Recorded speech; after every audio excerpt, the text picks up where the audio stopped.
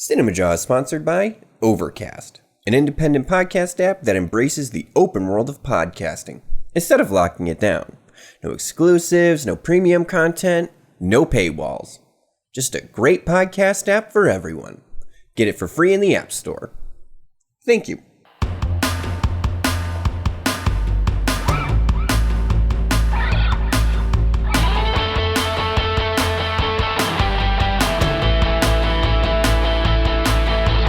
You're listening to Cinemajaw, the greatest movies podcast ever, recorded on location from our respective homes in Chicago. My name is Matt Kay, and with me is...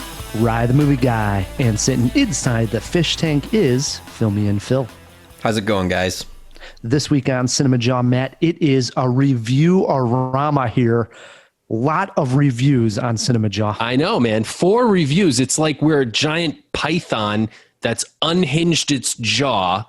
It's Cinemajaw, squeezed these movies until they were dead, and then swallowed them one by one. You can see all 4 reviews in our long body. Interesting. You like that? I do like that visual that I have right now. There you go. End of the year, every year this happens, Jawheads. The studios wait. They all think they got this prestigious film in them. And what happens? The last month of the year, they just start coming out like crazy. And the floodgates open. One of the nice things of being a critic is we do get a lot of screeners. But at the same time, we usually only review 1 or 2 movies per week. And we're coming at the end of the year, and I am seeing, upwards of maybe 8 to 10 movies a week the last couple of weeks. And I just said, Matt, we got to hit these movies. We got to tackle at least 4 on this episode of Cinemajaw. Well, it's perfect timing. I mean, we're getting set to come out with our top 10 movies of 2020.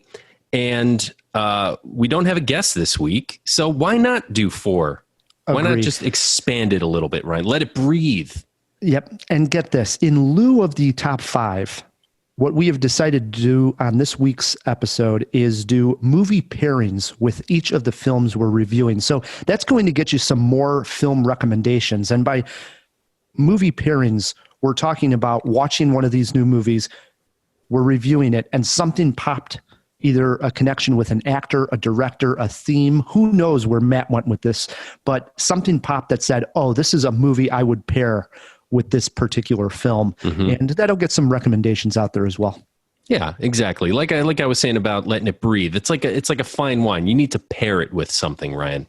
Agree. Besides that, we have more going on, don't we, Phil? Oh, yeah. This is a month to celebrate. We've got the holidays coming up. We're celebrating Gary Oldman, as always. And we're also celebrating another Patreon. This week, it is Brad from Chicago, who is, we've got a couple of questions that he had answered for us as well. Nice. Oh, thanks, Brad.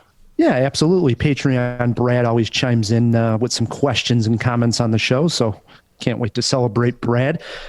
And we have reviews, Matt. And as mentioned, Ryan, we do have 4 reviews. They are Mank, Wolfwalkers, The Sound of Metal, and Feels Good Man. Oof, nice collection right there, Matt. It's eclectic and some damn good movies. Sure. Another movie that came out another movie that is coming out Christmas, the 25th, exclusive to Disney Plus, is the new Disney Pixar film, Soul. Mm-hmm. And the lead actors in Soul, voice actors, are Jamie Foxx and Tina Fey.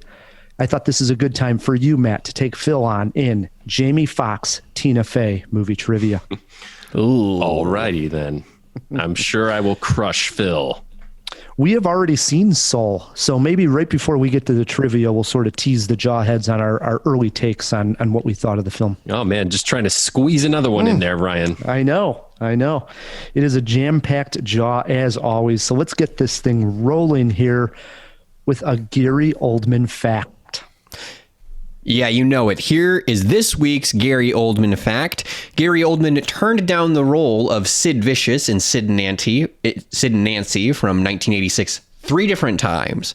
The film's director, Alex Cox, had previously worked with Gary Oldman on different stage performances as the director of The Pope's Wedding, though Cox felt that Oldman would be perfect And Gary was reluctant to move on to the silver screen, however, as Oldman himself admitted he was a bit of a theater snob. These are his own words. I wasn't really that interested in Sid Vicious and the punk movement. I never followed it. It wasn't something that interested me. The script I felt was banal and who cares and why bother and all of that. Wow. I mean, you know, naturally everybody's wondered, well, what's Matt Kay's take on a fact like that? And actually, That's what I was thinking. That's about the most punk rock answer that Gary Oldman could possibly have given. Like, who cares? Why bother? Yeah, that doesn't sound punk at all. He is perfect for Sid Vicious. Especially as a younger man. Yeah, I mean, he fit the bill. He really, obviously he's been a chameleon many, many times, but that was probably the first. Agree. On the screen. Yeah. You know, one thing I did forget to mention, we also have some Hollywood headlines because there was some big news, obviously, with Warner Brothers and HBO Max, and Disney just gave us some news. So we'll get to some Hollywood headlines if we have time as well. That sound good, Matt? We've got to analyze the news for the jawheads, Ryan. We've got to let them know what we as pundits think. So yeah, that's fine by me. Agree. Citizen Kane, considered by many as the greatest motion picture ever made. Ask anyone who directed it, and people will respond. Orson Welles. Ask who wrote it, and you will get a lot of blank looks. The screenwriter of Citizen Kane is Herman Mankiewicz, better known as Mank. Director David Fincher and actor extraordinaire Gary Oldman collaborate for the first time for this Netflix award chaser. Matt and I sat down to see if Mank could find a way out of Citizen Kane's shadow. Mank, it's Orson Welles. Houseman tells me we have you just where we want you. I understand we've 90 days. Let's aim for 60. He's just got a month. LB, this is my brother, Joe. Nice to meet you, Joseph. Walk with me. What makes me cry? Emotion. Where do I feel emotion? Here, and here. Mank opens in style. 1940s style, that is. Right from the opening credits, we see that David Fincher is going to give us a detailed look at old Hollywood. We meet Herman Mankiewicz, a screenwriter recovering from a broken leg that he suffered in a car accident. He's contacted by Orson Welles and asked to write a screenplay. Very early on, the comparisons between Charles Foster Kane and William Hearst are drawn. Hearst was the richest man in Hollywood, and his influence and reach was downright scary. No studio would dare make a film that painted him in a dark light. But Orson Welles had such pull that RKO Pictures gave Welles final cut and final say over his movies. We see a series of flashbacks that cover the Depression, the formation of the Writers Guild, and most importantly, the influence Hollywood could have when it came to politics. Making smear films that persuade the public to vote against a certain candidate. This ignites Mank to make a film that tackles the biggest dog in the room, William Hearst. This was a pivotal time for Hollywood. Citizen Kane was a movie that proved studios could tell stories about whatever and whoever they wanted. For me, the politics of the day and where the key players stood in all of it was a little confusing at times. What was not confusing was just how rich in detail Mank is when it came to replicating Hollywood of the 1930s and 40s. David Fincher's film excels in this department. Gary Oldman, who we're celebrating this month, pours in a fine performance. He is the anchor of this whole picture. Is Mank our Citizen Kane? Of course not. Is it a movie of the year material? I'd say no to that as well. Mank did get me interested in watching Citizen Kane again and digging into some of the behind-the-scenes making of. Matt, you famously have never seen Citizen Kane. Did Mank give you the motivation to finally change that? It did. I have yet to make good on that promise as of this recording, but I'm going to this week probably watch Citizen Kane. And I have seen a lot of Orson Welles' other films, just so the jawheads know. The thing that Fincher does in this movie is he shoots it very much in the style of an old Hollywood movie. It's not just set in old Hollywood. The movie is an old Hollywood movie, as much as can be made today. And we are let in on that right from the opening credits. The way that the credits crawl up on the sky is very much like an old RKO movie of the time. And then the way the camera moves, the dialogue, everything about this movie really is of that era. And it's done very, very well. It's almost a gimmick, though. And I agree with you, Ryan. So there's a lot of flashbacks. They have these title cards that are script headers, like exterior, such and such place, day, Like you're reading a screenplay for a second. Exactly right.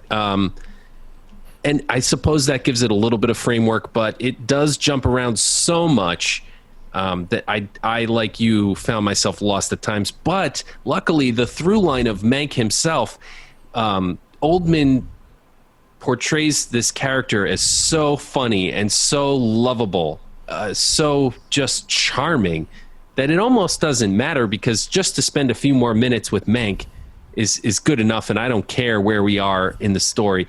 It ties it up nicely enough in the end that I was quite satisfied. You're right. This is obviously no Citizen Kane. Doesn't even approach it. And I agree with you. Best picture material. Hollywood does love movies about Hollywood, so I wouldn't be surprised if it gets a nomination or something, especially based on Oldman's performance. But I don't see it winning for Best Picture. No way. Me neither. But you did bring up an element that I wanted to tackle, was the fact, because I think when people hear that there is a movie about the making of Citizen Kane, they're thinking this is a drama. It's sort of, quote unquote film history. But this is a funny movie. There are a lot of witty banters between the characters that the script, the way it's fast paced and it has this energy that reminded me of an Aaron Sorkin. I was going to say Aaron Sorkin. Yeah, totally. It really did. And they've collaborated before. Correct. And what struck me too was there's a scene where Mank and these others go into a meeting with a studio head, and they start asking them what the next picture is going to be. And they basically just make it up on the fly. They basically go around the room saying, this is what the film is. And they turn to the next person and they just sort of continue this crazy storyline. That was cool. And they finally get over to, I think it's Mink's brother who's in the room at the time, and he's got to come up with sort of the grand finale of what this whole thing is. It was the new guy they had just met that day, and they're like, "Hey, Charlie, tell him how it ends." That was a great scene. So there is a lot of humor in there. So I do want to let the jawheads know that it's much funnier than you probably think going in. Well, one of the themes they keep returning to in the film is station in life, kind of where you are, where you stand in society, where you stand in a company, where you stand amongst your peers. And they keep calling Mank the court jester, right? Which I thought was kind of fascinating. And it sort of led me down the Wikipedia rabbit hole as to exactly what they meant by court jester. And it turns out, and I'm sure a lot of jawheads already know, court jesters were actually considered by the kings to be wise men in a way, and they were looked to for advice because of their way of thinking, this comedic way of thinking. They were wise people, and Mank, the character, I guess let's call him the semi-fictional character here, certainly was that, as portrayed in this film, was certainly that. He was. It should be noted also that David Fincher's dad wrote the screenplay. I was going to ask what the relation is. It's Jack Fincher. Yeah.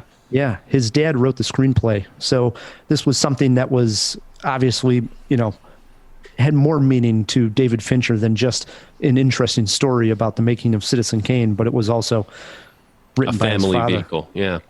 Interesting.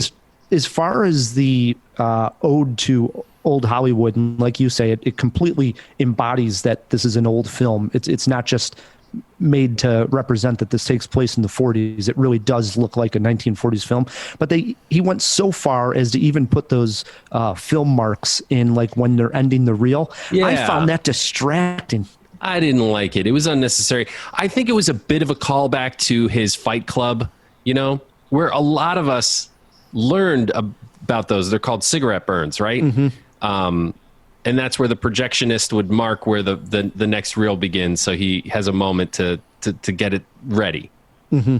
So I found it distracting as well. I get it. It's sort of a subtle nod to his deep fans who are, Fight Club aficionados, I think. But sort of unnecessary and artificial. It didn't look real. Yeah, it didn't need that. Everything else was working fine, though.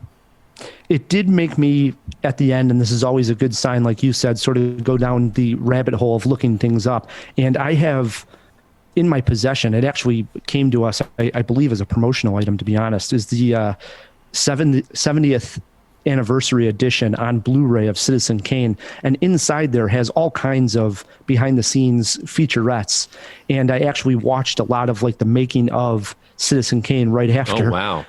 Because I was just so interested in this idea that Orson Welles, being this sort of like young and upcoming talent, had such creative power at the studio that, I mean, even nowadays, you get somebody like a David Fincher or a Spielberg. Yeah, they have final cut, but this is after they've really established themselves.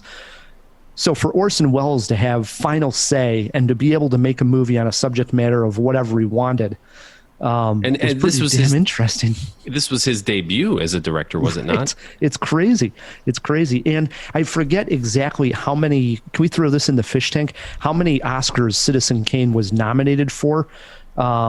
It's up there, but it only won one. And looking at some of the backstory after that was a lot of people thought the backlash that they still weren't going to vote for Citizen Kane to win because of the subject matter and so on and so forth. It's interesting. Yeah, clearly. And another thing that's really interesting about Mank is its take on media and manipulation. As you mentioned in your review, one of the subplots of this film involves them making smear campaigns or negative political ads, which are very commonplace today. But at the time, the pictures were new, right? The talkies had only been around for a few years. So the power of the media to influence people in elections was a brand new thing. And we see it here in Mank in its infancy, and it sort of reflects back on some of the things we've been through today, recently. No doubt. I think that was a nice tie-in as well, as far as themes that are very relevant right now as we speak. All right, you got a movie poster quote for us? I do. Mank is no Citizen Kane, but it's damn good. I sort of went in that same direction, believe it or not. I went with Fincher's attention to detail is something Orson Welles would admire. Nice. How many jaws have you given this thing? I'm going 3 jaws. That's where I landed. 3 jaws. It's solid. I'd watch it again. I really enjoyed it. So that brings us to our first movie pairing. You're watching Mank. What movie pairing did you come up with here, Matt K? Well, I think the obvious one would be Citizen Kane, right? But I am going to choose a different film from Orson Welles' filmography, and one that I think speaks very well to Mank, the film and the man, and it is F for Fake. The movie is Catfish 25, 30 years before Catfish. The movie is ostensibly about art forgery and how people get the wool pulled over their eyes, sort of con artistry. It's a very different Orson Welles film. It's a docudrama, I guess, if you will. And parts of it were revealed to be fake, which led to the questioning of the entire movie. Was it just one big ruse by Orson Welles, who is a known magician? This speaks to the movie-making magic that Fincher used to make it look like a fake 1940s film. It also speaks to how Wells put his name on a script that he may or may not have written, right? So there's a lot of reasons why F for Fake, and obviously Orson Welles also, that's the tie-in. There's a lot of reasons why that pairs well with this film. Absolutely. This is one, you actually brought this film up, I forget in what context, but on the show before. And I wrote it down in my journal, and I still have not seen it, but it is in my journal to watch. I will eventually get to his last film, as a matter of fact. Do want to check that one out. So for me, the theme pairing here when I was watching this, and I did love the attention to the 1940s filmmaking. There's a scene in here where Mank actually walks on the set of them making a Western. Yeah, that's a great scene. It was probably my favorite scene in the movie. The dialogue here is just zipping very fast. It's very funny. There's some puns in there because the actress is on a large stakes and she's going to get burned. And I just loved seeing the actual making of the movie process in the times, you know. And that got me thinking of another movie where you have a great director making a film about old Hollywood. And this is a movie I've only seen once, and I've wanted to go back and see it a second time. 2016, Hail Caesar from the Coen brothers. And this has a large cast, but in it, mainly you got Josh Brolin and George Clooney. And it's Josh Brolin who plays Eddie Mannix, who is a fixer. And he's busy trying to solve all the problems of the actors and filmmakers over at Capitol Records. And his latest assignments, I mean, he's all over the place. He's trying to help a singing cowboy. There's like a beautiful swimmer who's played by Scarlett Johansson, so on and so forth. But his biggest challenge is when George Clooney's character gets kidnapped while in costume for the sword and sandals epic he's making called Hail Caesar. And if the studio doesn't pay $100,000, it's going to be the end of the movie star. And so he has to try to solve this problem. And it's an ode like you wouldn't believe to old Hollywood and the way they used to make these movies. I enjoyed Hail Caesar, but I think all Coen brother films benefit from a second viewing. So I'm looking forward to checking that one out again. Nice pick, Ryan. That's a good pairing. See, I'm going to swirl my glass now, and yeah, that works. All right, Rye, it is time now for our second review. The Sound of Metal had its world premiere in the Platform Prize program at the 2019 Toronto International Film Festival. After a brief and stunted by pandemic run in the theaters, it was picked up by Amazon and began streaming on December 4th, 2020. So, is this a thrash punk retelling of the Von Trapp family adventure? Or something about blacksmiths banging on anvils? Ryan and I sat down, opened our ears, and listened. Your hearing is deteriorating rapidly. We'll come back. Till then, Lou, we just keep going, okay? No. Lou, no. Let's play tomorrow. Let's see what it's like, okay? I'm gonna be like a click track. You can play to me. You have to understand, your first responsibility is to preserve the hearing you have. I can't hear you. Do you understand me? I can't. I'm deaf. I'm deaf. The Sound of Metal tells the story of Ruben and his girlfriend Lou, a doom metal duo who tour the country performing gigs and living happily in their RV. Suddenly, Ruben begins to lose his hearing, concerning for anyone, but for him it threatens his lifestyle and fragile sobriety. Not wanting to fall into relapse and reeling from the diagnosis, he checks himself into a 12-step community for the deaf. Once there, he makes new connections, confronts his demons, learns to be deaf. But all the while, what he really wants is Lou and his old life back. Sound of Metal is a refreshingly different take on a core trope. Romance is threatened by change, character rails against the change, turns out what you were looking for was inside you all along sort of thing. We have seen it before, but not framed quite like this. It's clever and it's effective. Writer Darius Martyr, who also wrote The Place Beyond the Pines, crafts a believable and sympathetic character who breathes life into the world of The Sound of Metal. But the real credit here belongs to the pair of leads, especially Riz Ahmed, who plays Ruben. His anger, tenderness, ethic, desperation all blast onto the screen like a rolling thrash D-beat. The sound design is another highlight, as we get to vicariously experience Ruben's sensations of hearing and his hearing loss by being right in his head. This is one of the better performances of the entire year. I don't think Sound of Metal is the new Children of a Lesser God, but I also don't think it's trying to say as much about ability as it is about change. I like this movie quite a bit, Ryan. Yeah, you nailed it here, Matt. Riz Ahmed gives by far one of the best performances of the year. It's so good, in fact, it made up for how distracting Lou's eyebrows are in the film.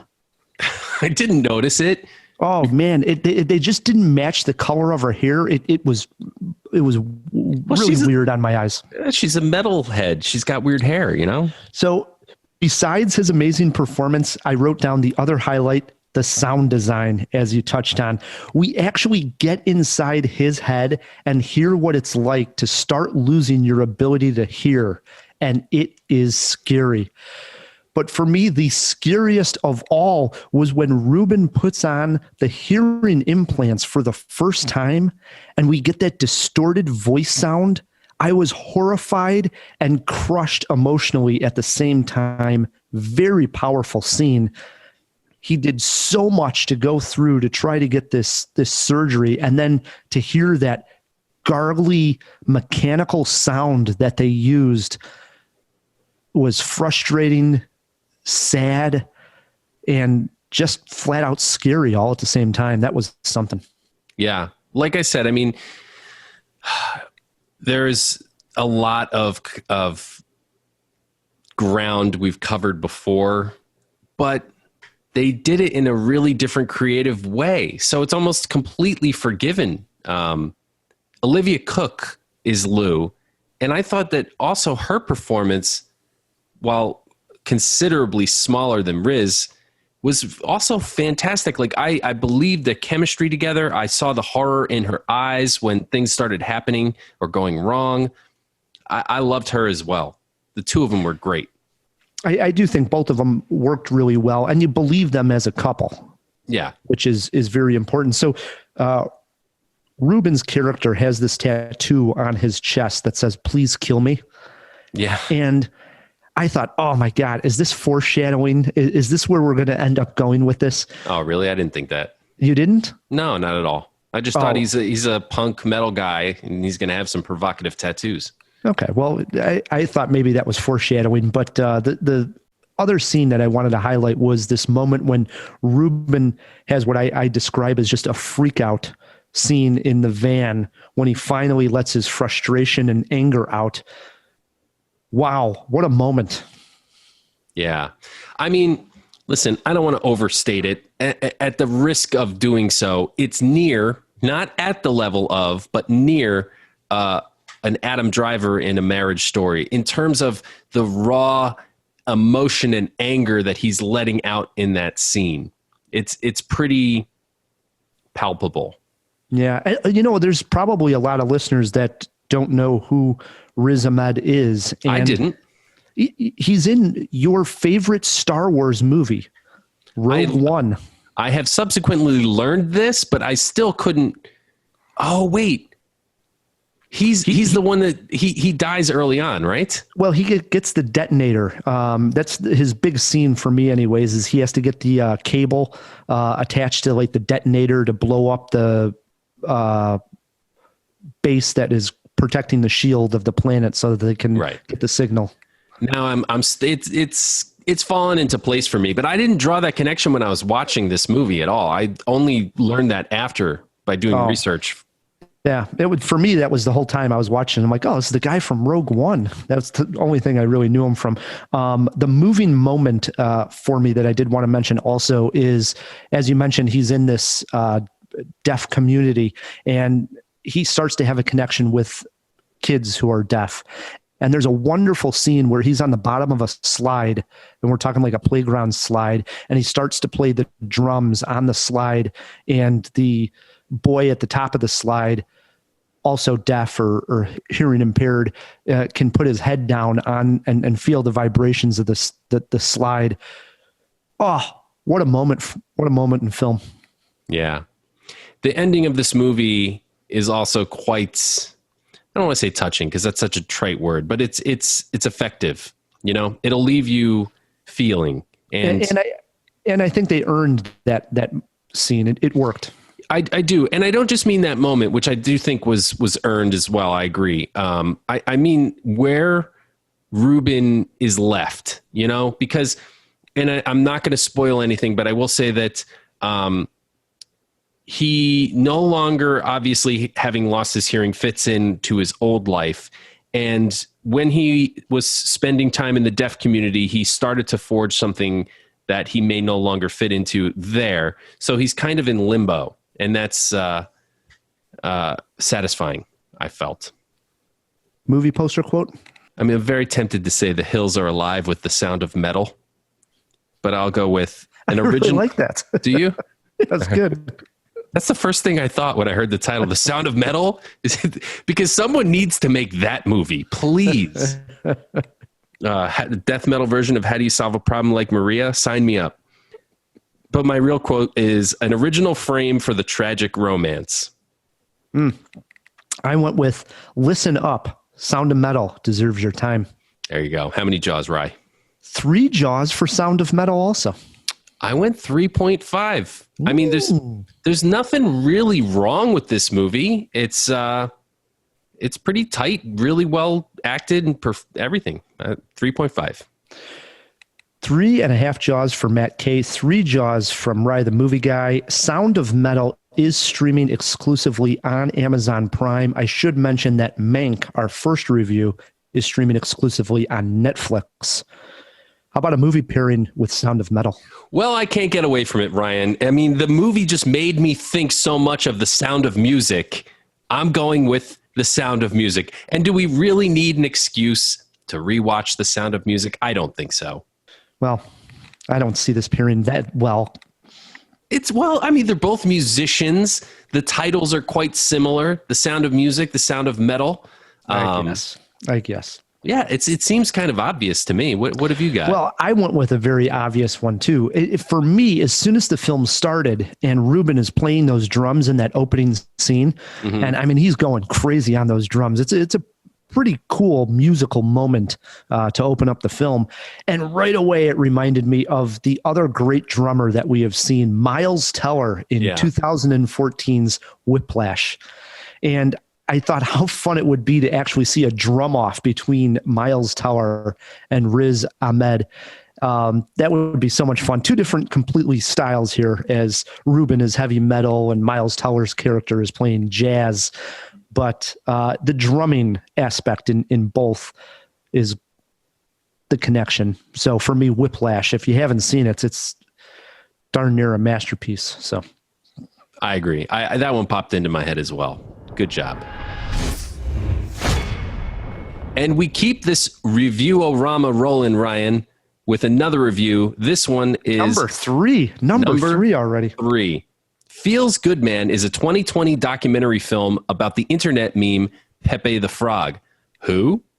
Marking the directorial debut of Arthur Jones, the film stars artist Matt Fury, the creator of Pepe, as he struggles to reclaim control of this image from members of the alt-right who have co-opted it for their own purposes.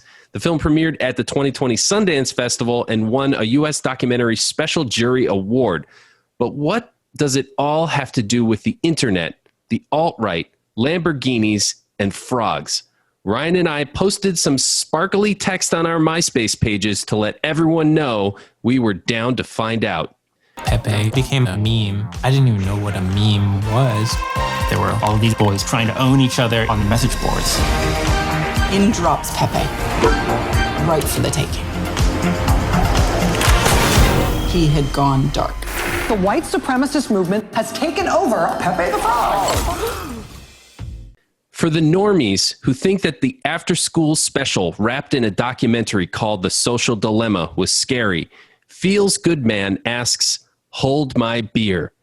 It may just be impossible to fully plumb the depths in which the twisted tale of Pepe the Frog's bobs, but I applaud Jones for doing a pretty damn good job here. His hero is his lovable and mostly unflappable Matt Fury, and his tragically misappropriated creation Pepe. Both exude a naivete and innocence which makes the corruption of Pepe all the more tragic. I mentioned the depths, and dive deep we do, and it's all fascinating, from the basics of what is a meme to the esoterica of occultist internet trolls. Yes, really. And the kind of experts who might comment intelligently on them. Feels Good Man is an eye-opening rabbit hole, to put it mildly. Interspliced with fly-on-the-wall scenes with Fury and talking head experts who try to flesh out the sordid tale, we're treated to kaleidoscopic animations that are vivid and surreal. It's pretty freaking neat, or as Pepe would put it, feels good, man. This is certainly one of the best docs I've seen this year, but it's not completely without flaws. While Jones does a good job of overturning the rocks and showing us the wriggling insects underneath, there are a couple of stones unturned and subcultures involved that are mentioned but not thoroughly explained. I may be splitting hairs, though. There's more than enough meat on this bone to bear out multiple rewatches, and there's enough depth to this crazy yarn of Pepe the Frog that we may yet look back on this film as a time capsule that captures a blow against reality that could only have happened between 2016 and 2020. Wow. Do you like that? Wow. I do. Now, let me just say this, Matt. I am not nearly the internet nerd you are. So a lot of this was very foreign to me. I had never heard of, I may be even butchering this, 4chan. What? Wait, are you serious? Never heard of it. Of course he's never heard of 4chan. What situation would you imagine Ryan knowing what 4chan is? Never heard of 4chan. My mom knows what 4chan is. Okay, Jesus hold on. Christ, Let me get through my written notes here before you knock me over the head. Hold on. I've never heard of 4chan. And in fact, I never heard of Pepe the Frog. Didn't even recognize him. I thought maybe this was going to be something that once I finally saw it, be like, oh yeah, I do have seen this character somewhere. No, none of that. As for a documentary, I thought it was effective. The first 30 minutes are about Pepe's rise to fame, and everyone is going to love seeing that. I'm a sucker for it. People love to see something get famous. That's the first 30 minutes. But I do think the film goes off the rails. I had no idea what they were talking about, nor did I care when they went on that tangent of people buying rare Pepe prints on the internet. That was done poorly. I agree. I was so lost, and I actually found I just tuned completely out for about 15 minutes, and that douchebag was driving that really fancy sports car. It was a Lambo. What a waste of time that 15 minutes was. Just cut that completely out. I don't disagree. Complete that topic completely out. It made no sense and didn't need to be in there. You probably didn't even recognize the song he was singing, right? With the lyrics that he changed? No, I had no idea. Pokemon theme song. It's totally lost on you. Yeah. The ending goes for this uplifting message. I'm not sure it totally worked. I don't know if it totally is uplifting. They tried to get there, but it just didn't make it for me. Well, listen, I'm not going to, first of all, total agreement on the rare Pepe scene. Well, I think that's a really fascinating facet in this, this gem that is a story. I don't think it was polished correctly. Let's put it that way. It just felt jarring when we suddenly cut to the interior of a Lamborghini and we're not told why. And then we slowly find out about this rare Pepe scene, and then they just drop it. That's the part I was mentioning in my review where some subcultures are presented but not fully explored. And I get it. They only have 2 hours. But like you said, Ryan, cut that 15 minutes out, and I think the movie would have been just fine without it. Yeah, that was my biggest complaint as far as following along. I mean, this whole thing of these internet... What's the name that they use of these people that live at home and don't have a job? There was like Neat. Yeah, never heard of this before, but that there's these people that basically are sitting on the internet all day long on this channel 4 or whatever it's called, channel or whatever. I don't even know what it is. Oh, you kids and your internet. Channel 4.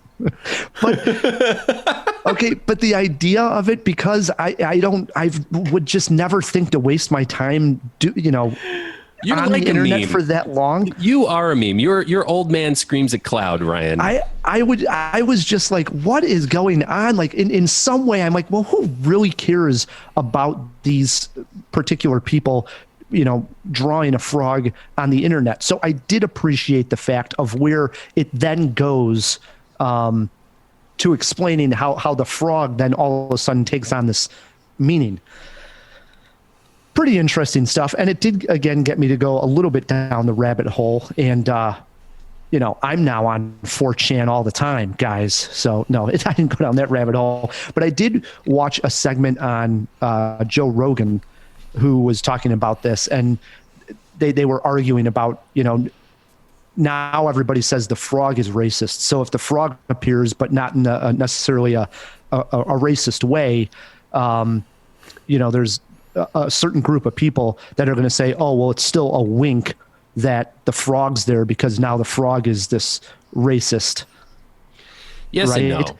and no. And I thought that's fascinating because I don't think that way. Again, you'd have to think that the frog is racist at this point. But well, you're not the person they're trying to communicate to. I get both sides, though. It's also a tough situation, right? It's like on a much smaller scale, the difference between like a manji and a swastika, where it was an image that started off perfectly benign, but then has become appropriated and bastardized by large hate groups. So it's kind of like, it makes very much sense, I think. Right. Mm-hmm. That's one of the main points that Matt Fury, the creator of Pepe the Frog, tries to get across when he has a meeting toward the end of the film with the Anti-Defamation League, who he's been working in partnership with for a large part of the film.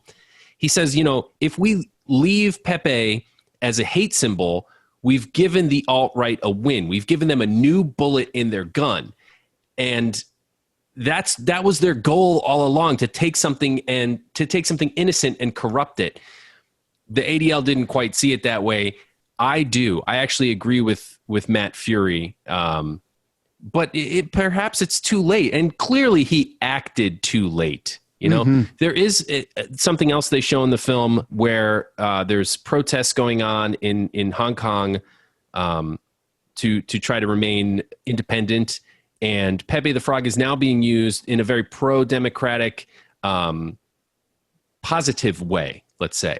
And I just saw on some article with graffiti where there was a Pepe and then the V symbol underneath, and it said, like, give me liberty or give me death.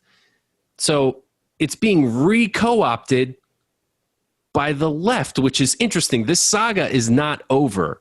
But can we please go back to a minute to the rock you live under, Ryan? Like, seriously, man, how does this stuff just pass you by? I mean, you it's like you're just not tuned into a certain channel of culture.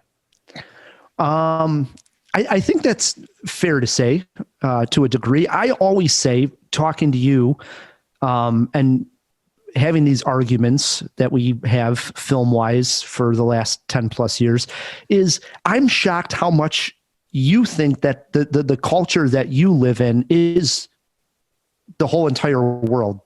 So there's those moments where we get in these like weird spots where you're like, wait a minute, we got to play this thing where Keanu Reeves said this on stage. And I say, what? I don't even know what you're talking about. What do you mean? It broke the internet. The way you make it sound is like the whole entire world knows what they're talking about.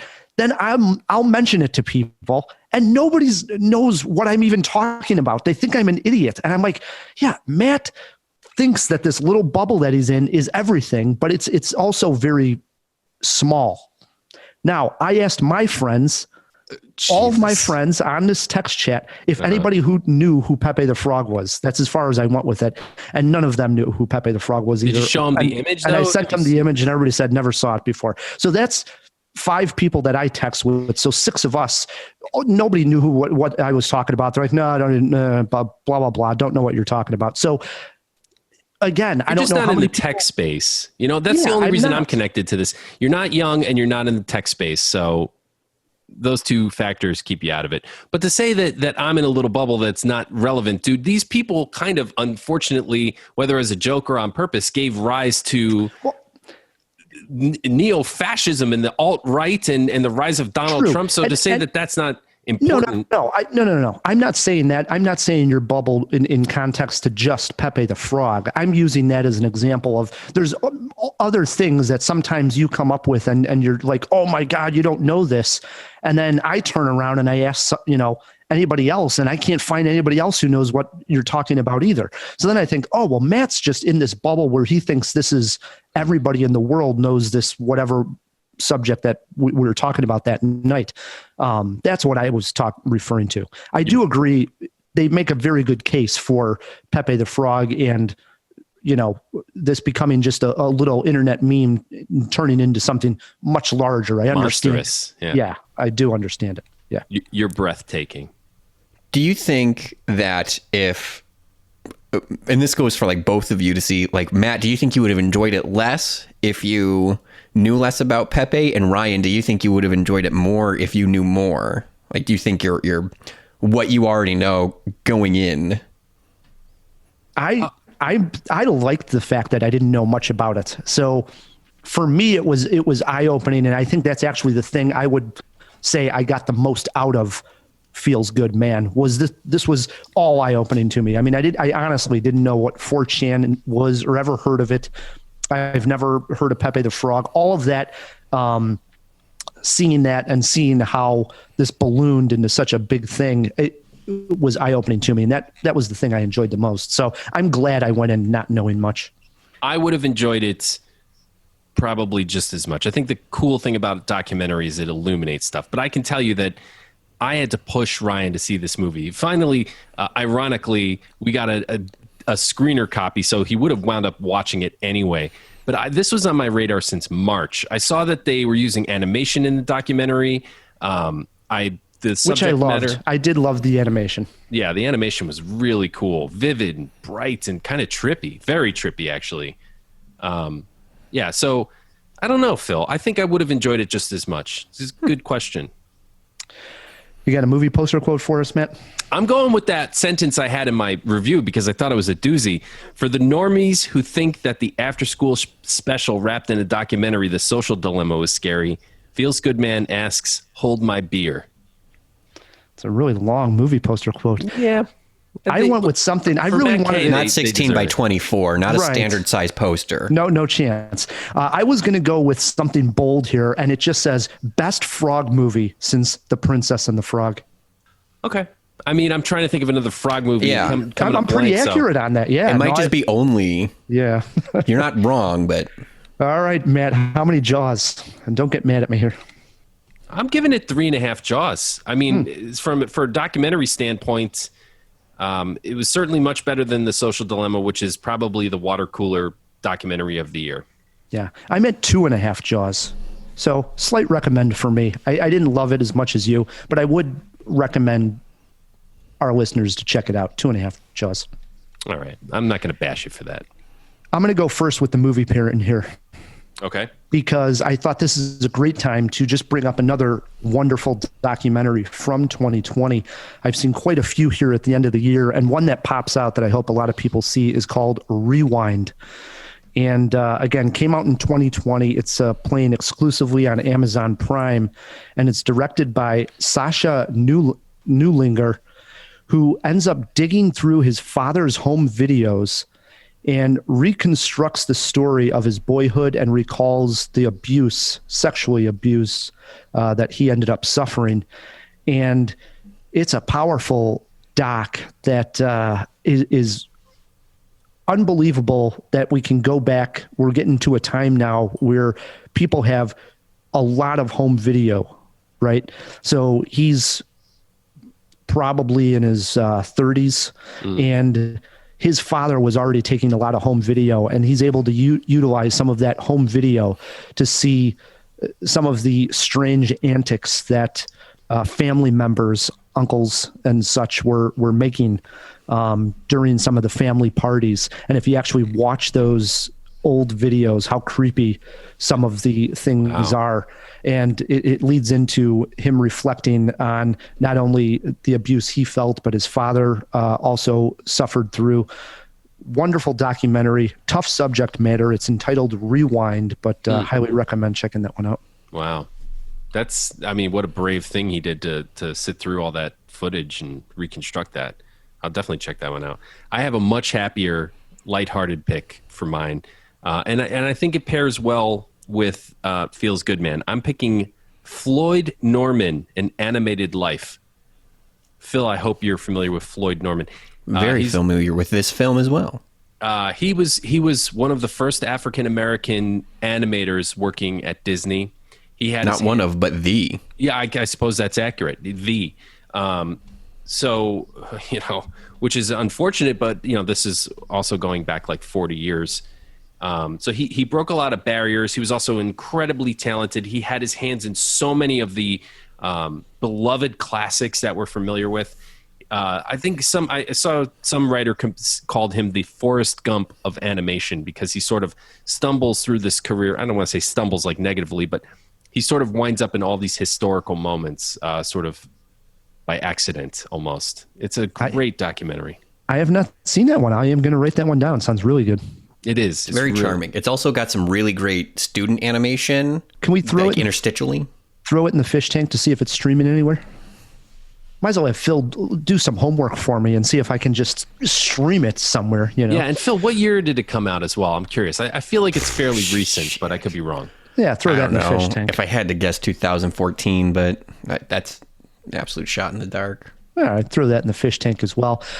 All right, Matt, we're going to take a break here. We still got a lot more Jaw to get to. We have a review of Wolfwalkers. We have Hollywood headlines, and Matt is taking Phil on in movie trivia. Stick with us.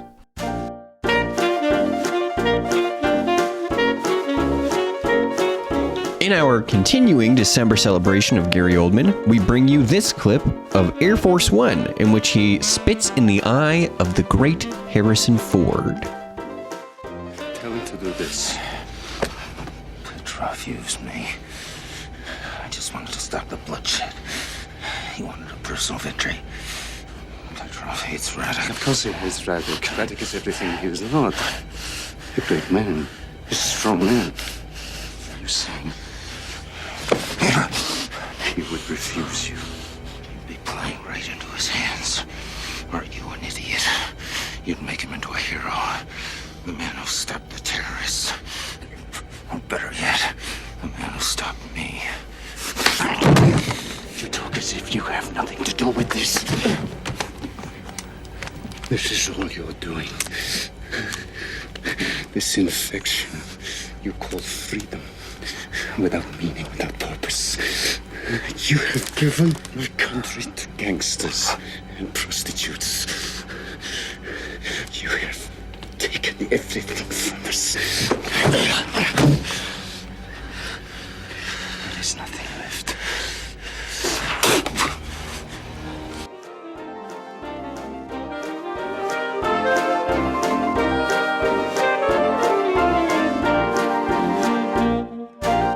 And we are back on Cinemajaw. Matt, before we get to that Wolfwalkers review and before we get to trivia, we did throw a few items into the fish tank, and I know Phil wants to jump out of there every once in a while, so let's open up that fish tank. Wait a moment! It's fish! Isn't it? DC! Wake up! Wake up! No, Pat, it's a giant glass bowl. Hey, get some fish folk. Who's coming with me besides Flipper? Here. That's a Sicilian message. It means Luca Brasi sleeps with the fishes. You're gonna need a bigger boat. Yeah, thank you so much, guys. It's very good to be out. Our first one that we threw in here, how many Oscars was Citizen Kane nominated for? Ryan did mention that it won one. That was original screenplay. However, that's the only one to its name. It lost 8 other categories, missing out on Best Picture, Best Director, Best Actor, Best Original Score, Best Sound Mixing, which I did not even know was a thing in the 1940s, Best Editing, Best Cinematography, and Best Art Direction. All of those, it completely got snubbed on. That's crazy. And now considered the best movie of all time. And it won 1 Oscar. Huh, that's something. That is something. Then the only other question that we had in here is Floyd Norman an animated life streaming, and when did it come out? It came out in 2016, so it's newer than I had thought. Only 4 years old. And unfortunately, it's not included in anybody's subscription. However, it is available to rent or buy on your streaming platform of choice. And I much like Matt, I recommend. It's a very good film. It's very charming, right? It's like if anyone's ever seen In the Kingdom of Dreams and Madness, which is the Hayao Miyazaki documentary, like it's maybe not like the most. It doesn't have a whole lot to say. Doesn't have like a whole lot of points to prove, which is like a quality in a lot of documentaries. But it does make you feel good. And still fascinating to see. It's a feel-good doc, for sure. Well said, Phil. What else we got in there, Phil?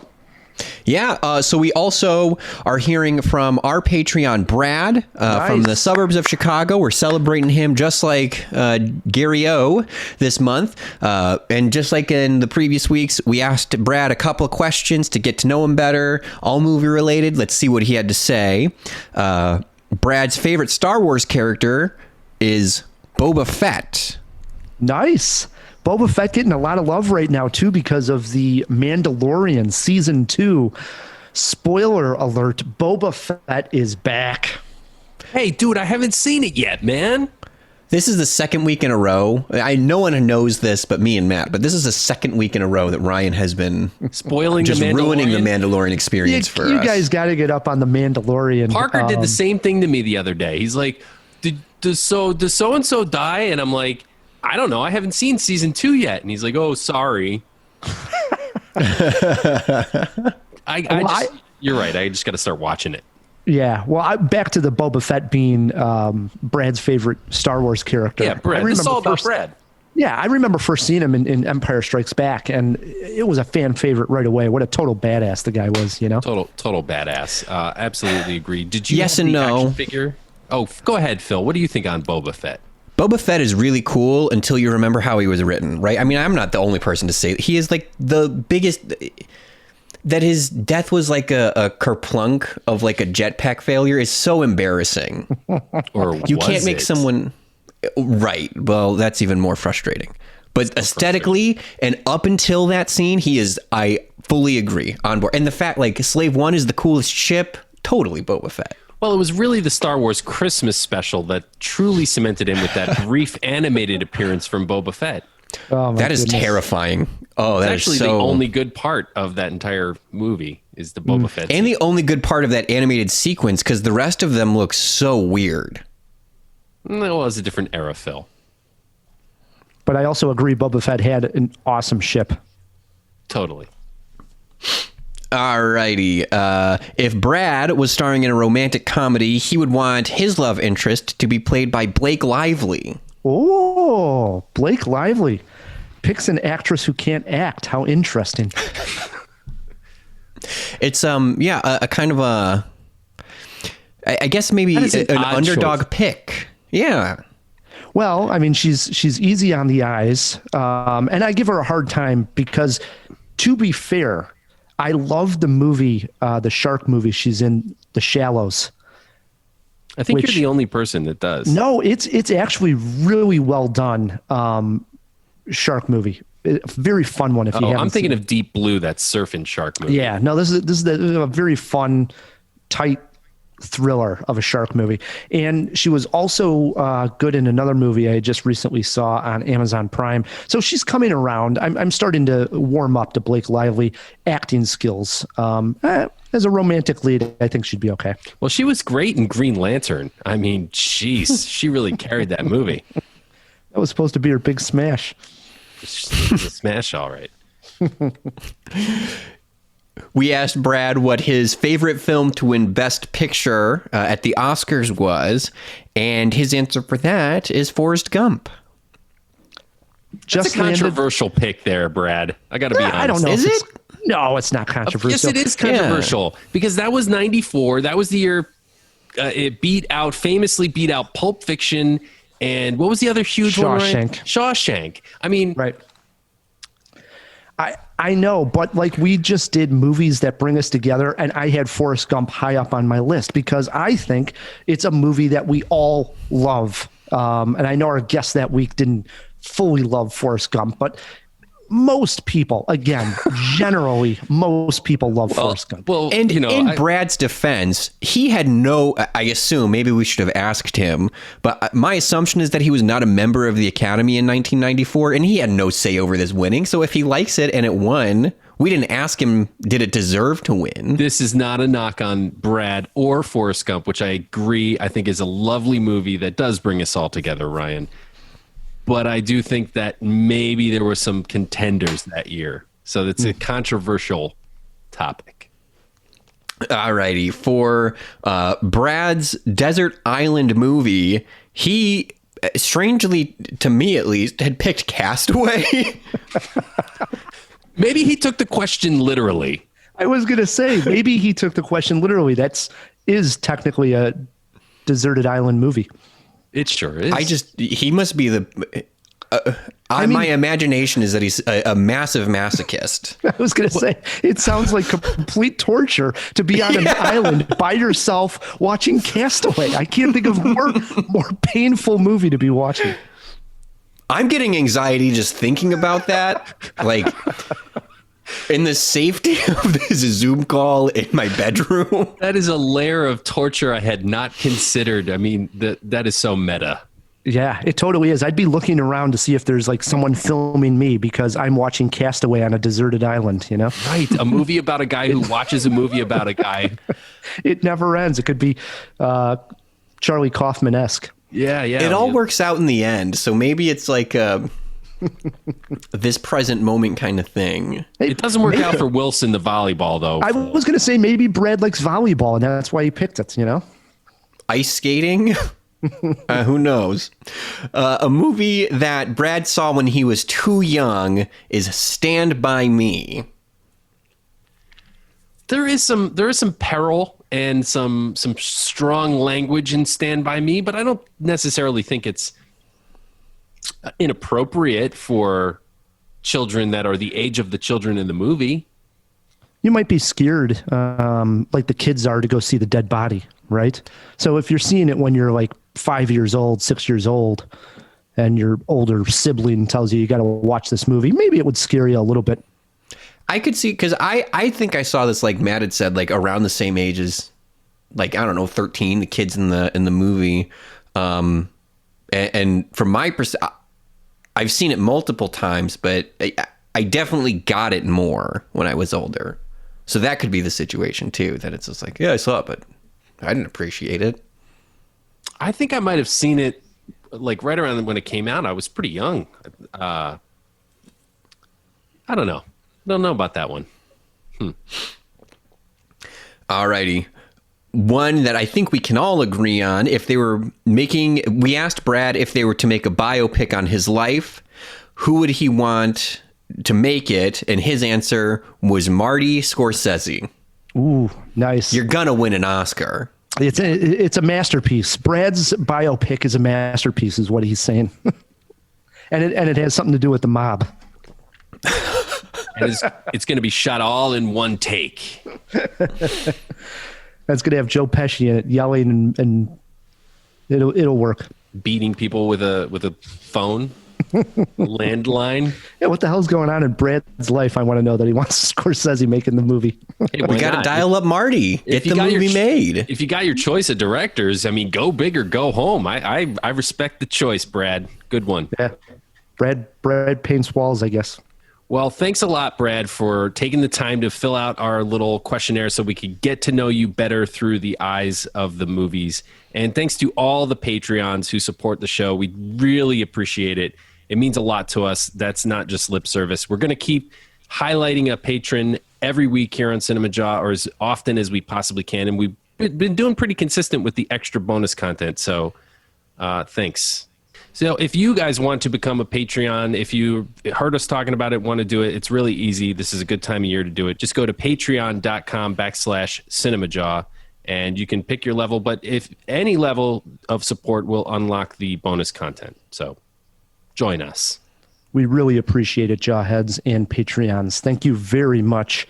Matt, before we close this fish tank, one other note. Next week, scheduled to appear again, Brian Tallarico of RogerEbert.com. That can only mean one thing, Jawheads.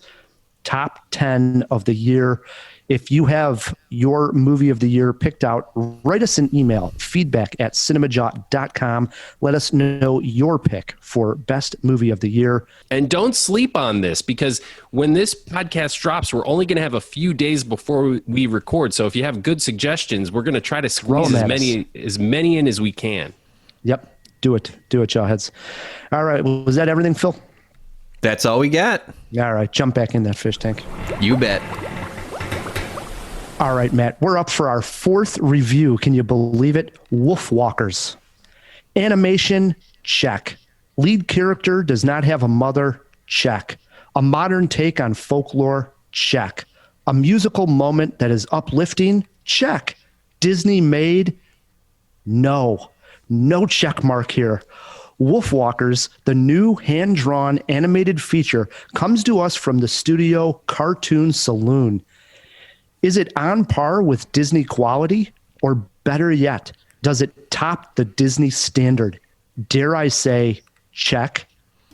Wolf, wolf, hunt them far and yonder. The forest is brimming with wolves. It's my job to hunt them down, not yours. But we could hunt them together. Wolves, bears, dragons even.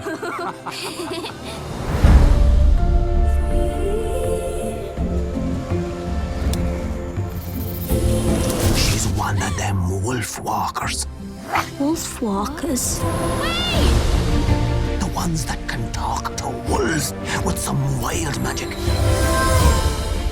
You can come out now. We can smell ya. You stink. You're a wolfwalker. You're a wolf when you sleep. What? A girl when you're awake. Robin, something's happened to me. Yeah, I can see that. It's flippin' great. Let me say something bold to start off this review.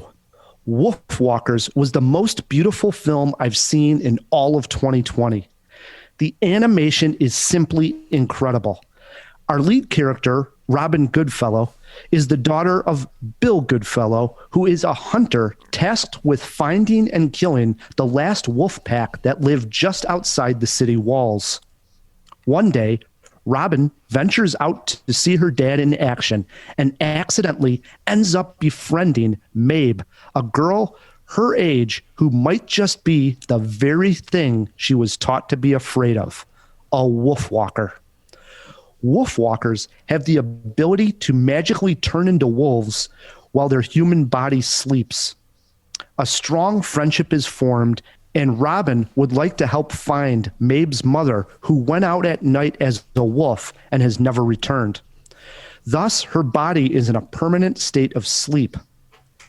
Robin eventually uncovers a dark secret and must find the courage to do the right thing from there. As I stated, the hand-drawn animation is something to behold. There is a fantastic animated style that takes place when people turn into the wolves. The artistry on display is of the highest level all the way around. The music is spot on, and the song Running with the Wolves by Aurora is a highlight of the year for me. Matt, you watched this with the family. I have to say, I think adults will appreciate this most, but how did it go over at the Kabinski household? I have two kids, and one is 13, just turned 13. Happy birthday, Parker. And the other is 6. My 6-year-old son, and this might be a quirk of his, just had trouble getting into it. He was a little trepidatious about the wolves, although he is interested in that kind of thing, like spooky stuff. but I think the animation might have confused him, and he got a little scared, left the room, came back in the third act, and watched the rest of the movie. He liked the rest of the movie. Parker, my 13-year-old, loved this throughout. This is also a kid, though, that literally learned to sing Let It Go in like 3 or 4 different languages when that movie was new. He's been raised on this sort of movie and never kind of went away from it. Everybody liked it. My wife really liked it a lot. And so did I. I thought that Wolfwalkers is an original form of animation we haven't seen, really. I mean, obviously we've seen hand-drawn stuff before, but the way they did the flats in the background and they kind of gave up on depth in certain areas and went for a stylistic choice where... Did you notice like some of the little farmer characters walking in the background, like in 2D? Sure. I thought that was interesting. And it was a great style. I agree. Yeah. And I agree with you also that this is a just gorgeous film. Over the Moon is going to have a run for its money for Best Animated Picture because of this. And I think it's just as vivid and beautiful. The colors drip from the screen. It's almost like a watercolor. I did have one question, though, and maybe Phil has some insight into this, because I don't know if this was just an artifact of the fact that this was a screener that we were watching and not a theatrical release, but they do leave in some sketch lines. Like you see through characters to a layer underneath where it's just like the sketches of the character, like the raw... Like a Xerox era? Oh, no, like a construction line? Mm-hmm. Yeah. Yeah. I think it was our artistic choice for sure. That I'm not sure I agreed with. I'm fine with their artistic choices as far as the stylistic backgrounds and the lack of depth. But I didn't like the sketch lines. Took me out of it. I did love their close-ups and the detail of the characters' eyes, especially of the 2 girls. They have 2 different color eyes, and they're used a constant on the close-ups, and they really convey a lot of emotion in those shots of these characters' eyes. Loved that. And I have said before that I'm a big Zelda fan, the video game Zelda, and it really reminded me of Zelda Twilight Princess. And in the game, Link, your character, actually turns into a wolf. And I don't even know what you're talking about.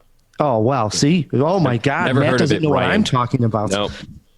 But Legend of what?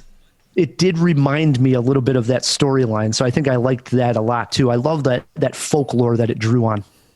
Yeah. You really are a Legend of Zelda fan. I've played them all, Matt. I have. I've played many of them, maybe not all. But, okay, another question for you, Ryan. Did you get a vibe here, and maybe it's just me, but did you get an LGBTQ vibe from these two? Was it more than just a friendship there? I mean, obviously they're young, but I think it was kind of hinted at like a puppy love thing going on there. I don't know. I'm crazy. Yeah, I think you're a little crazy. I really saw it as just friendship. I mean, they're way too young to be thinking that. All right. I don't know if it was sort of a suggestion or if I imagined it. I will say that I think the flat backgrounds, while I kind of appreciate that as somebody who's into avant-garde art at times, might be difficult to access for a general audience, you know? I think this animation style might put some people off, just certain aspects of it. I agree with that because it's different. And people, for some reason, as soon as they see something that's different that they're not used to seeing, some people, not everybody, but some are going to be turned off by it. Trust me on this, Jawheads. It's a great movie, stylistically fantastic. So yes, it's different looking. I think that's what I enjoyed so much about it. So for me, that was a positive. But I do see what you're saying. Some people may be turned off by it.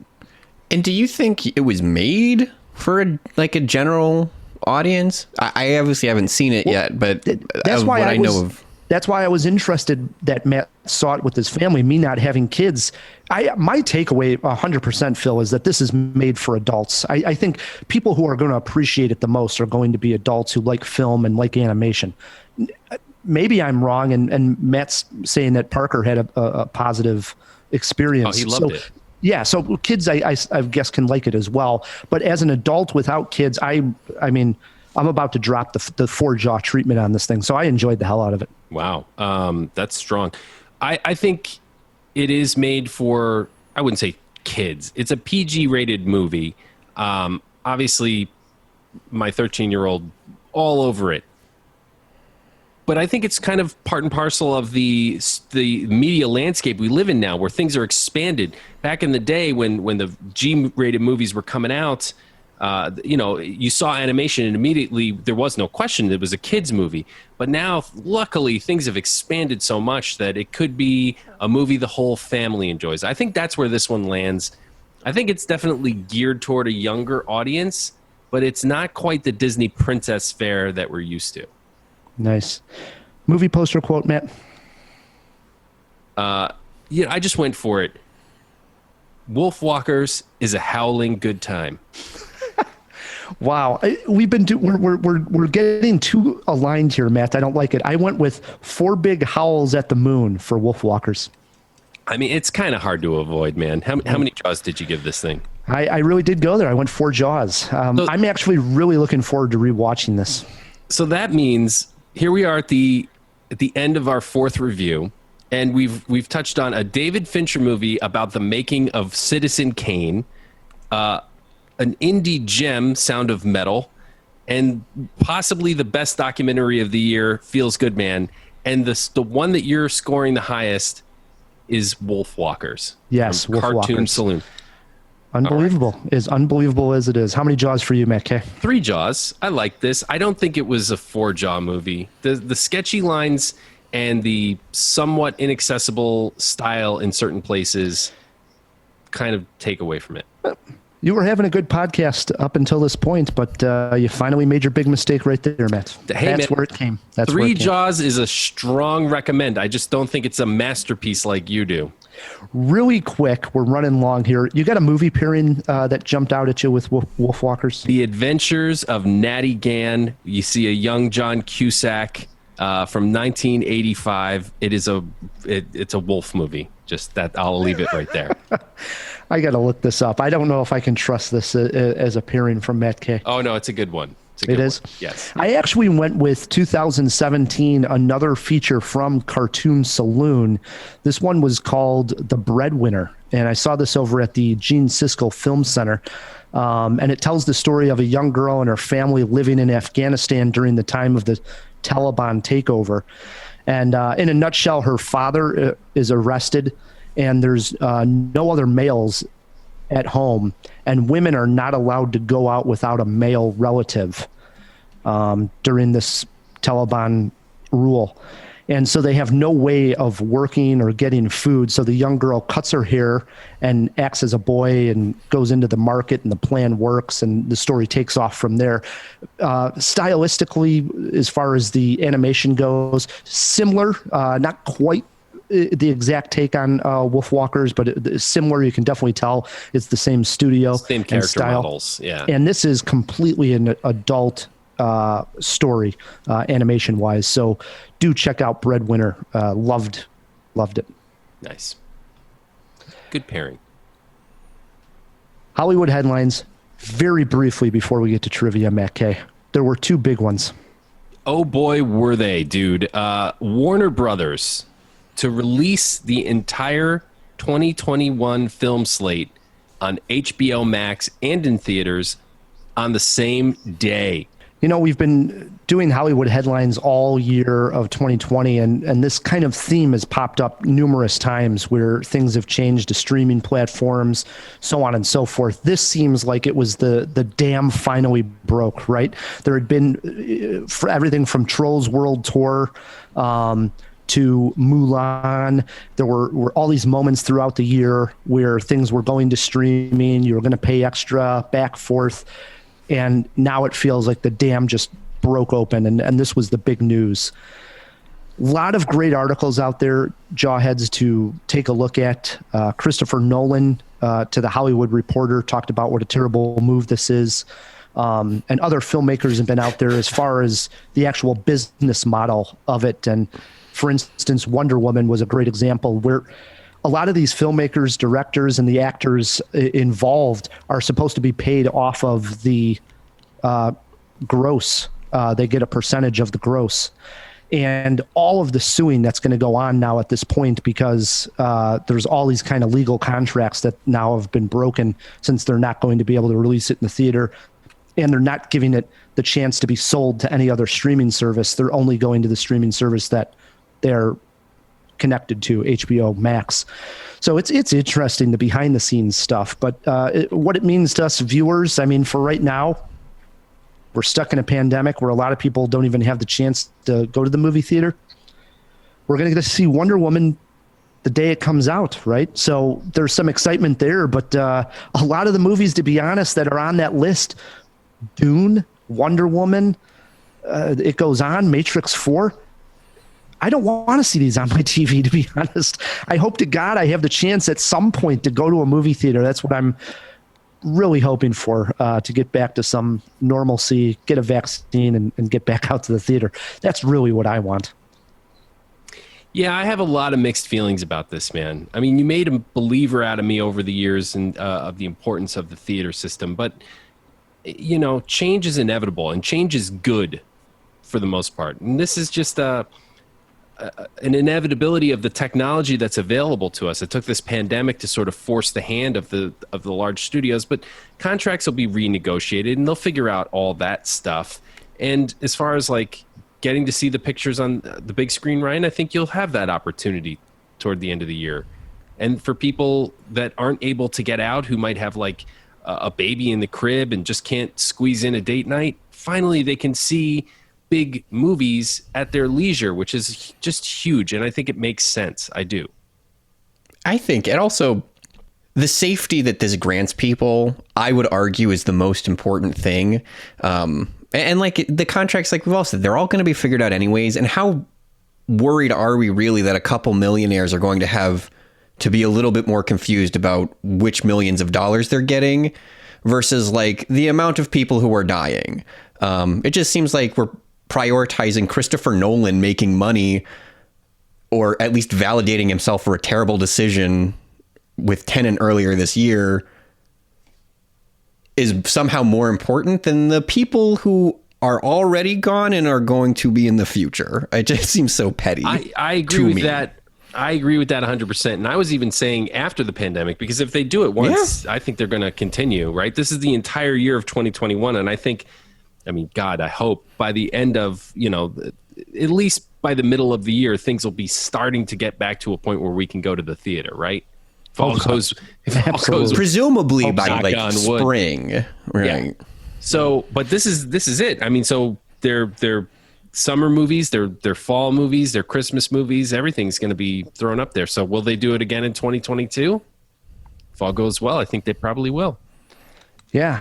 And we'll see. The other story with it, too, is that HBO Max, I guess, has been struggling to get the subscribers that, say, Disney Plus and Netflix have. So that had a lot to play with it, too, into this whole decision by Warner Brothers. So that makes sense. I mean, there's no way I was going to get HBO Max before this announcement. Right. I agree. And what happened to HBO Go? I mean, it's just confusing. HBO, get it straight already.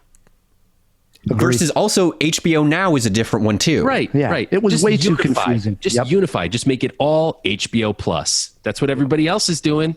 Yep. They have an entire website, like, or an entire page on their website dedicated to this, and that is how you know you have failed. Yes, 100%. If you need that much to explain what's going on. Yeah, it's like, you shouldn't have a diagram explaining the differences of the different HBOs. It's like when Netflix split the DVD service off and called it Quickster, and everybody was like, what the hell are you doing? That was weird. All right, we got one more headline in here before we move on. Patty Jenkins is set to direct Star Wars movie Rogue Squadron, and it's slated for Christmas 2023, and it's set to follow pilots across the Star Wars universe. It's pretty exciting. There had been no mention of what the next Star Wars movie was going to be, and now we know. Is this not the first Star Wars film that is going to be helmed, directed by a woman? That's what I was going to say too, which Absolutely. I think is pretty rad. Yeah, I think totally. it's rad too. And Patty Jenkins, obviously no slouch. No doubt. And I saw on Twitter, Patty Jenkins sent out a tweet. There's like a promotional tweet where she's talking about how her father was a fighter pilot and died in duty, serving the country. And she had always wanted, her goal was to make a movie about fighter pilots. And she was just waiting for the right one. And then she walks away and she walks into the X-Wings and the music starts to play. Whew. It gets the hair on your arms to stand up, I'm telling you. You notice they got the word rogue in the title. Good stuff. Looking forward to it. All right. I hear some music. Phil, you got to step up here. You hear the music. The Jawheads hear the music. It's time to play some trivia. I do. This is not, I'm not excited about it.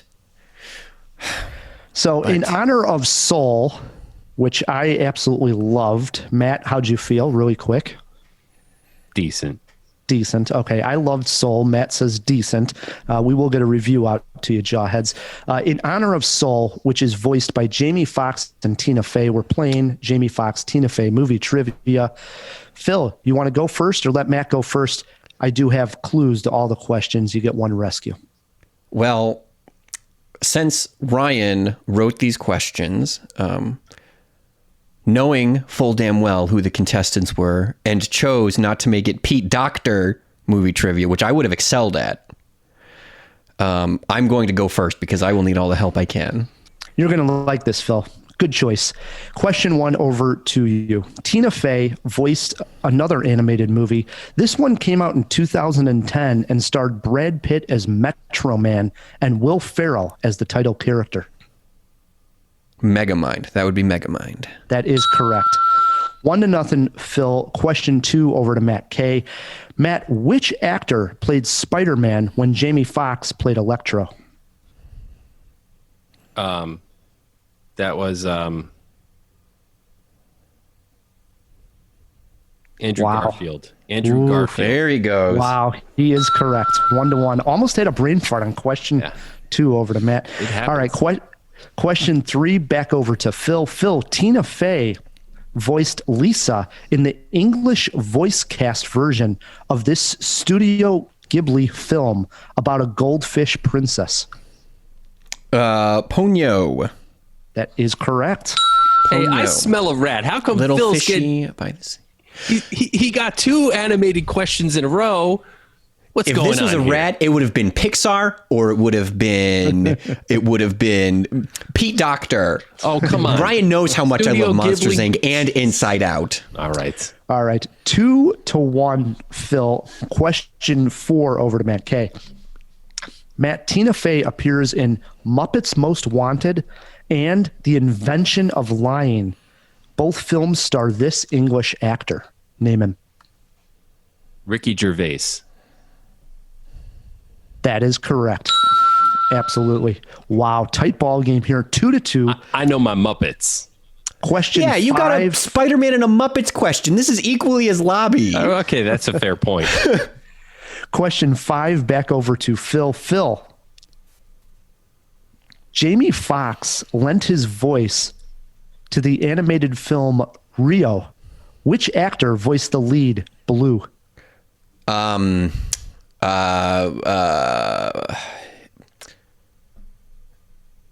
Jesse Eisenberg. Wow. I have to not say Facebook. Three animated yeah. questions, and Phil is correct. 3-2, Phil. He's got the lead. He That has was a not deep beaten cut, Matt in a too. long time. Oh, no. They made 3 Rios. Question 6. Maybe they only made 2. Question 6 over to Matt. Matt, Jamie Foxx and Will Smith made one sports movie together. It came out in 2001. Name the film. I think it was just called Ali. Is that your final answer? Yeah. Yeah, that is correct. Everybody perfect here. Wow, the tension, you can feel it here. You can cut it with a knife. 3-3. Question 7 over to Phil. Phil, Jamie Foxx starred in Baby Driver. Who wrote and directed that film? Edgar right. Wow. Phil runs the table, is correct on all 4 of his questions. It is 4-3. Matt, you can tie it or Phil wins. Here we go. Matt. Tina Fey, Amy Poehler, and Maya Rudolph starred in this 2019 Netflix comedy about 6 friends getting together to celebrate a 50th birthday. Name the film. Why the hell do I know this? It's wow. Phil is rubbing it in your face, man. I kind of know it was a dud. It was a Netflix movie last year. Tina Fey, Amy Poehler, Maya Rudolph, 6 friends celebrating a 50th birthday. Name the film. Can I get a rescue me? Whoa, rescue me, Ryan. Your clue is this. If you get it right, you win a trip to Napa Valley. Wine country? He ties it up. I don't believe it. Wow, you guys must have talked about this on the show. I was trying to come up with that Foxtrot Echo Unicorn. What was that one called? Yeah, I have no idea, but I know the movie exactly that you're talking about. Yeah. 4-4, everybody perfect. I tried to make it tight so that we had a good ball game, but you guys did well. Comes down to a jawbreaker. This one comes down to Matt. Who's funnier, Tina Fey or Amy Poehler? It is actually Tina Fey. Amy Poehler. Phil wins this one. It's Tina Fey. You lose this one, Ryan. The real jawbreaker is this: age of Ricky Gervais closest to. Phil's not going to know that. Guess. 2000. You gotta guess.